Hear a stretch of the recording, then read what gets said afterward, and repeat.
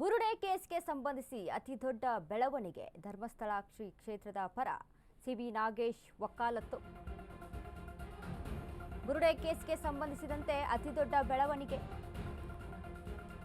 ಧರ್ಮಸ್ಥಳ ಶ್ರೀ ಕ್ಷೇತ್ರದ ಪರ ಸಿವಿ ನಾಗೇಶ್ ವಕಾಲತ್ತನ್ನ ಮಾಡಿದರು. ನೂರಾರು ಶವ ಹೂತಿಟ್ಟ ಗಂಭೀರ ಆರೋಪ ಪ್ರಕರಣಕ್ಕೆ ಸಂಬಂಧಪಟ್ಟಂತೆ ಬುರುಡೆ ಪ್ರಕರಣಕ್ಕೆ ವಕೀಲ ಸಿವಿ ನಾಗೇಶ್ ಎಂಟ್ರಿಯನ್ನ ಕೊಟ್ಟಿದ್ದಾರೆ. ಧರ್ಮಸ್ಥಳ ಪರ ಸಿವಿ ನಾಗೇಶ್ ಮತ್ತು ಮಹೇಶ್ ಗಜೆ ವಾದವನ್ನ ಮಂಡಿಸಿದ್ದಾರೆ. ಕ್ರಿಮಿನಲ್ ಪ್ರಕರಣಗಳಲ್ಲಿ ಪ್ರಖ್ಯಾತರಾಗಿರುವ ನಾಗೇಶ್ ಧರ್ಮಸ್ಥಳ ಬಗ್ಗೆ ಆರೋಪ ಮಾಡಿದ್ದ ಮಾಸ್ಕ್ ಮ್ಯಾನ್.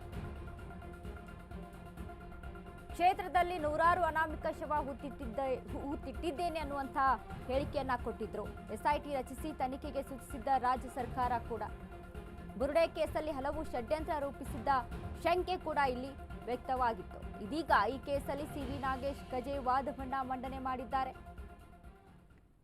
ಬುರುಡೆ ಕೇಸ್ ವಿಚಾರಕ್ಕೆ ಸಂಬಂಧಪಟ್ಟಂತೆ ಏನು ಮಾಸ್ಕ್ ಮ್ಯಾನ್ ವಿಚಾರಕ್ಕೆ ಸಂಬಂಧಪಟ್ಟಂತೆ ನಾನು ಎಷ್ಟೋ ಹೆಣೆಗಳನ್ನು ಅಲ್ಲಿ ಹೂತಿದ್ದೀನಿ ಅನ್ನುವಂಥ ಒಂದು ಹೇಳಿಕೆಯನ್ನು ಕೊಡ್ತಾ ಒಂದು ಬುರುಡೆಯನ್ನು ತೆಗೆದುಕೊಂಡು ಸ್ಟೇಷನ್ಗೆ ಹೋಗಿ ಅಲ್ಲಿ ತಾನೇ ಒಂದು ಅರೆಸ್ಟ್ ಆಗ್ತಾನೆ. ಇದಾದ ಬಳಿಕ ಈ ವಿಚಾರ ಈ ತನಿಖೆ ಹಾಗೆ ಮುಂದೆ ಹೋಗ್ತಾ ಇದು ಒಂದು ಎಲ್ಲರೂ ಕೂಡ ಪ್ಲಾನ್ ಮಾಡ್ಕೊಂಡು ಪ್ರೀ ಪ್ಲಾನಿಂಗ್ ಮಾಡಿಕೊಂಡು ಈ ರೀತಿಯಾದಂಥ ಐಡಿಯಾ ಮಾಡಿಕೊಂಡು ಸುಮ್ಮನೆ ಅಪರಾಧವನ್ನ ಮಾಡೋಕೆ ಮುಂದಾಗಿರುವಂಥದ್ದು ಅನ್ನೋದು ಅಲ್ಲಿ ತಿಳಿದು ಬರುತ್ತೆ.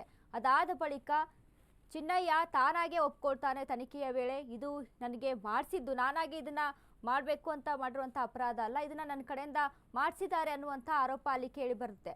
ಅದಾದ ಮೇಲೆ ಇದೀಗ ಸಿವಿ ನಾಗೇಶ್ ಇದ್ರ ಪರ ಒಂದು ವಾದವನ್ನ ಮಂಡಿಸಿದ್ದಾರೆ.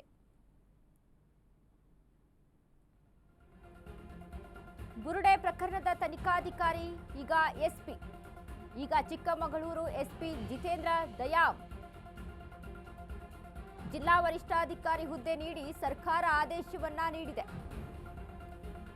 ನೂರಾರು ಶವಗಳ ಹೂತಿಟ್ಟ ಕೇಸ್ನ ತನಿಖಾಧಿಕಾರಿ, ಬುರುಡೆ ಪ್ರಕರಣದ ತನಿಖೆ ಹೊಣೆ ಹೊತ್ತಿದ್ದ ಜಿತೇಂದ್ರ.